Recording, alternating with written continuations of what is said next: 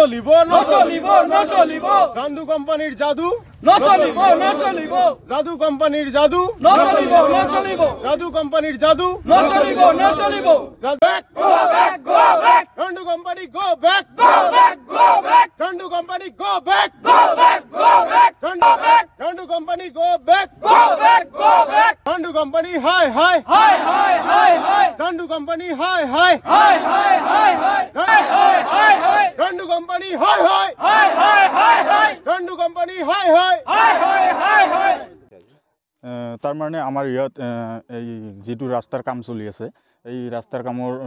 নদী যেটো আছে আমাৰ গংগাধৰ বুলি কয় এটো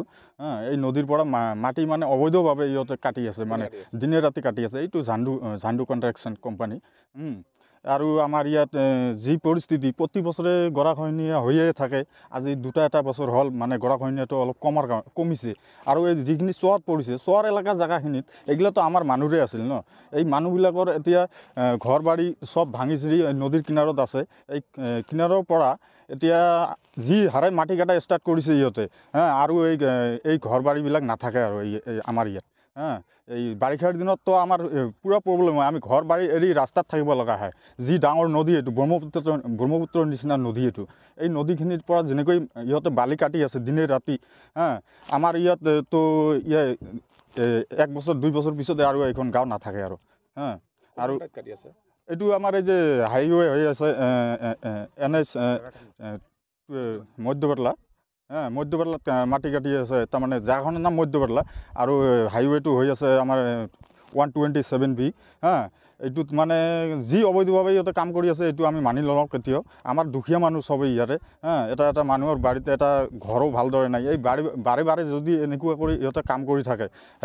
ৰাস্তাৰ কাম অবৈধভাৱে কৰি আছে পাহাৰ কাটি আছে নদী কাটি আছে আমিতো এইবিলাক ইমান মানে কি নিবিচাৰোঁ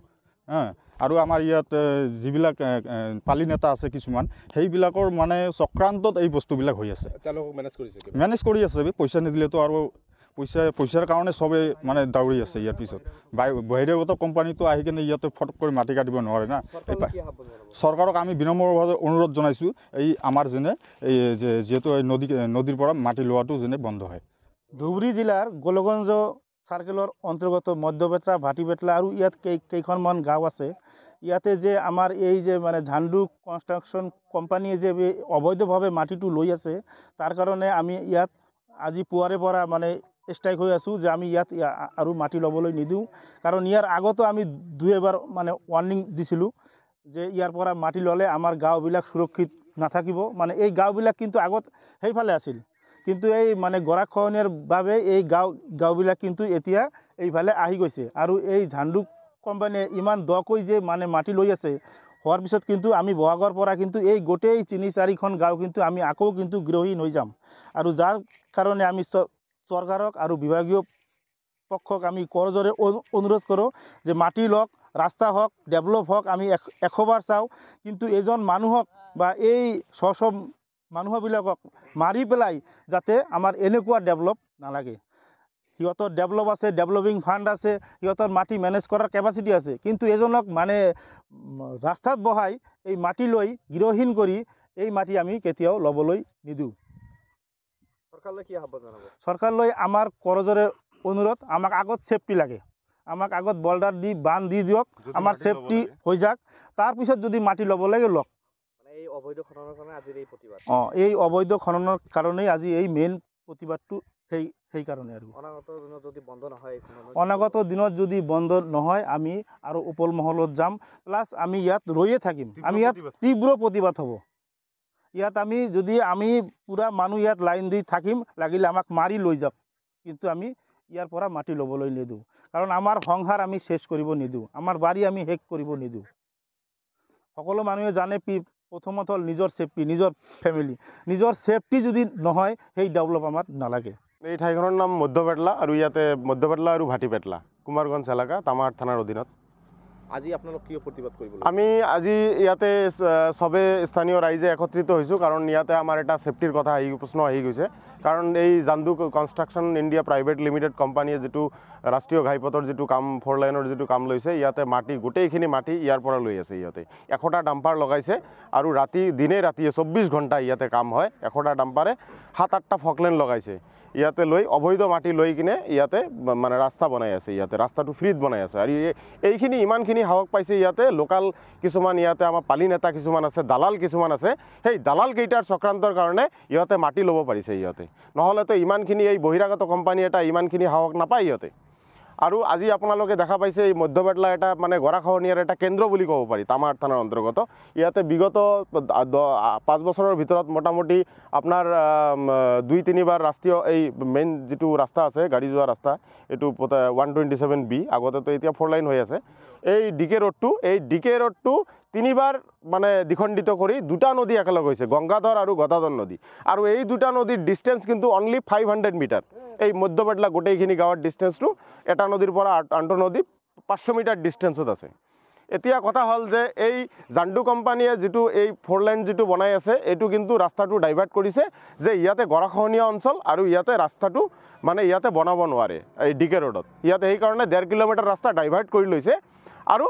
আৰু যদি লৈছে তেনেহলে তাৰ মানে এতিয়া মাটিৰ খনন কাৰ্য হ'ব নালাগিছিল নহলে তো গাঁওখিনি উঠি যাব তেনেহলে কি যুক্তি আছে ৰাস্তাটো তেনেহলে ইয়াতে যদি বনালে হেতেন তেতিয়া তো আপোনালোকে মাটিৰ টাৰ্গেটটো ইয়াত কিয় কৰিছে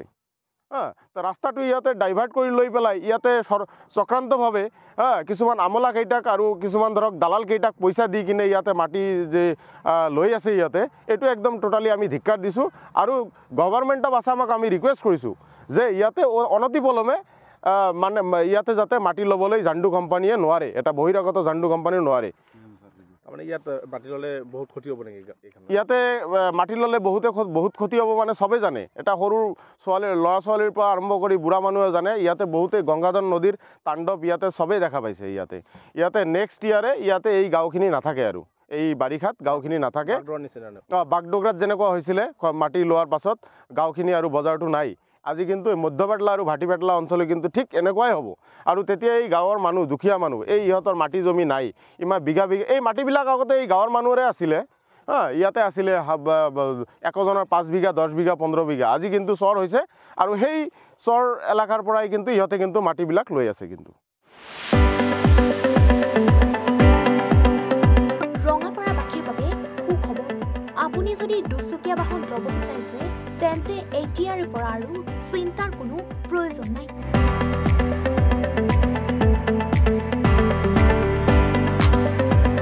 আপুনি আহিব পাৰে ডিবিপি এছ'চিয়েটৰ বাজাজ টু হুইলাৰ ডিলাৰ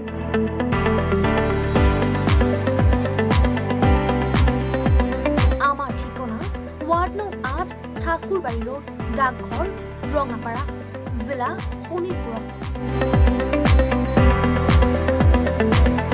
আমাৰ যোগাযোগৰ নম্বৰ 9435707133 9707967285285